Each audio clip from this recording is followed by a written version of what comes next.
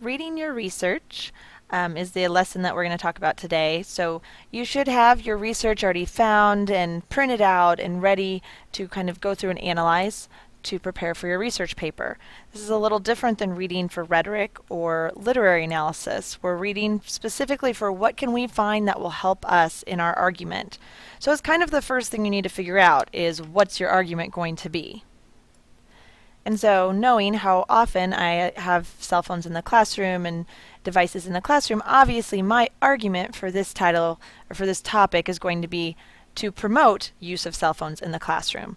And so I have an article here that says Florida school allows cell phones in class. So as I'm reading through this, I'm going to look for some things that'll fall into some specific categories. And those specific categories would be my introduction, these things are going to help me construct my own thesis. I'm going to look for things that could fall into the background. My background paragraph is going to need to define important terms. It's going to need to give kind of the status quo, which is what is the current status right now with my topic. For instance, right now in the school devices are not to be used during class time. That is the status quo. That is the rule. I might define what is a device, what is a electronic device. And then finally, I need to find some things for my body paragraphs. And in my body paragraphs, these are going to be my 3 reasons I am arguing. 3 reasons to support my argument, the strongest ones. So 3 reasons I think that cell phones should be allowed in the classroom. I'm probably not going to find all of that in one article. So I am going to just kind of show you how I would go through these steps. So I'm going to highlight in pink anything that I think would help me create my own introduction. I'm going to highlight in yellow anything I think would be great background information. And then things that are very detail oriented, that's my body paragraph information. These are mostly supporting details. And then what we will do in class is that we're going to need to take time to divide these up and categorize them into 3 different categories, all of your details. Sometimes people find it easier to put this onto your details onto note cards, and then you can physically organize your information. So let's go ahead and take a look at the article. Knowing that my argument is cell phone use should be allowed in the classroom. Jennifer Gold ended her class announcements and told her students to take out their cell phones. I need at least 3 people who can get a signal in here, Gold said to her advanced placement literature class. We're going to be studying the works of D.H. Lawrence, and I want you to find some things about him that you don't already know. Nearly everyone whipped out a phone and began tapping away.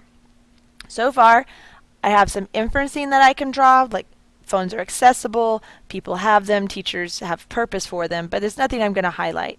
He had relationships with men and women. He lived in the second half of his life in exile, considered a pornographer who had wasted his talents.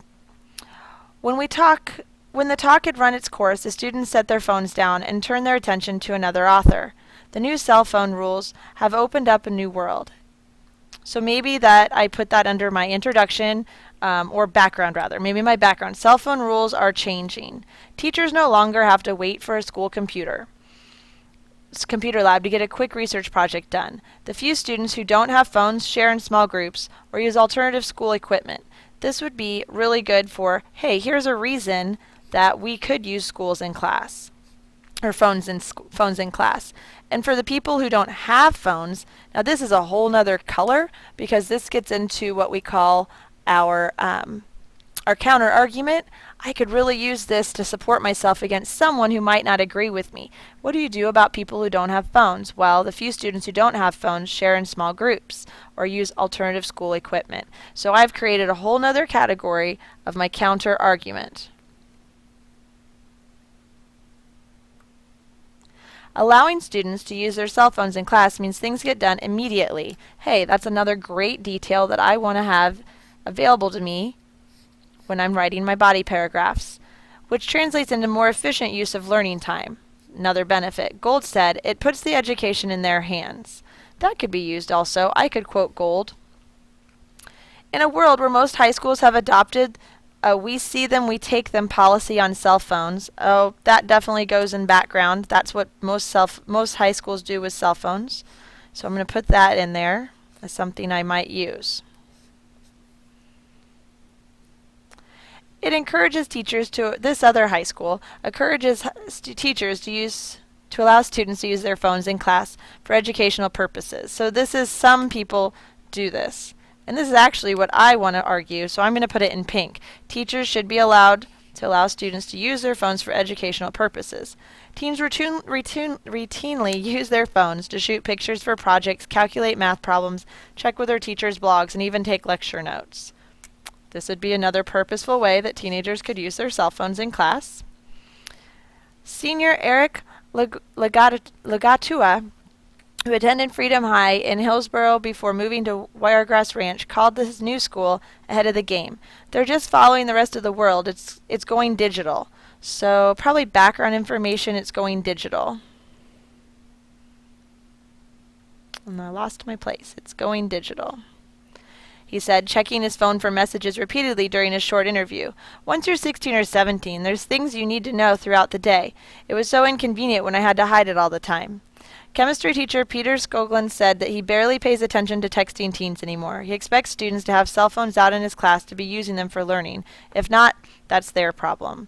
So this might be detail that he expects students to have cell phones out during his class using them for learning, but the whole idea that he's not going to regulate or police students for this would be a counter argument. If they don't use them appropriately, they are going to have their own consequences. It's not his problem.